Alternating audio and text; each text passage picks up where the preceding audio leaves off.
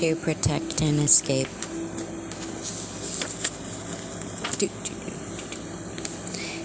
Inspecting and tripping.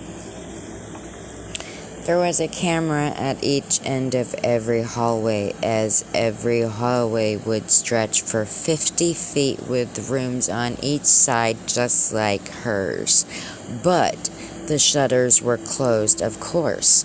There were benches in the halls to sit on, quiet as midnight, with dim lighting and would flicker every half hour.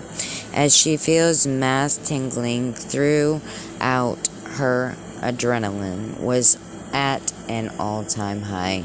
She felt no pain, had more energy than she knew, creeping around every corner with the duffel in hand and the J in the other, as she put it out and put it in her zip leather pant leg pocket.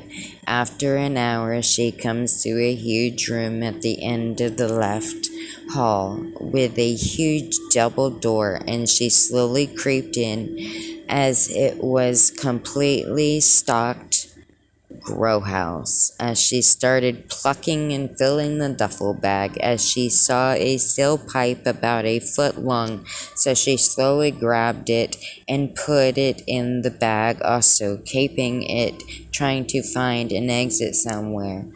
Somehow, as she also took the glass bowl.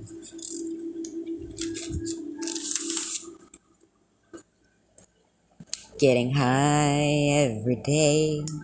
Fuck you. If you're gonna hold me captive, then you're gonna supply my ass with Mary Jane. Fuck your feelings all to hell. As she's moving along, found another room, a door like hers open. There she found Arkina.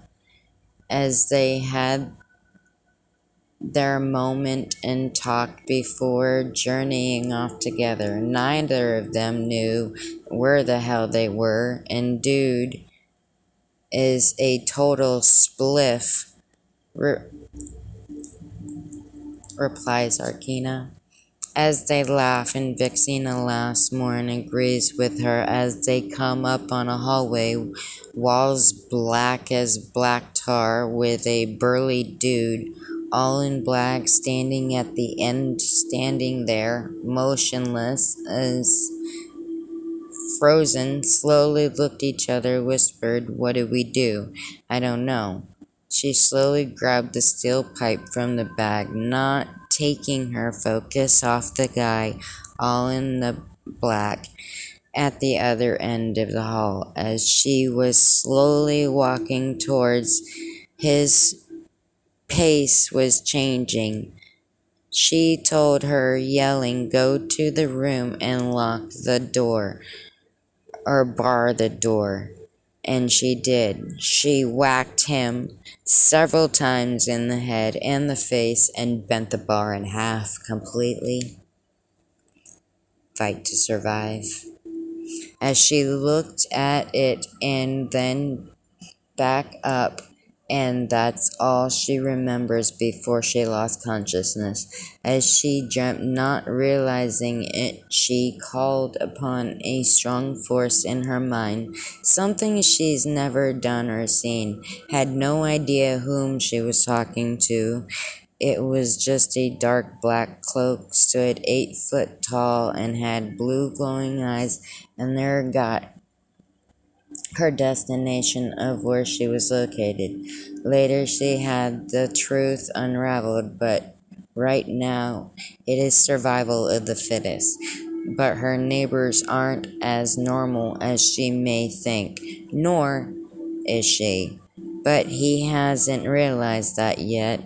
As she woke up, the electricity that ran through her mixed with the green in the X had her feeling like she could take on the world, plus still hammered from the chugging of the 5 mini-sleeve bottles. So she was pretty lit, but yet she was very conscious and alert.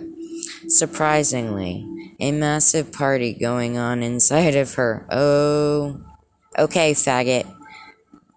We're gonna set some ground rules, bitch. You're gonna stop sending your burly dudes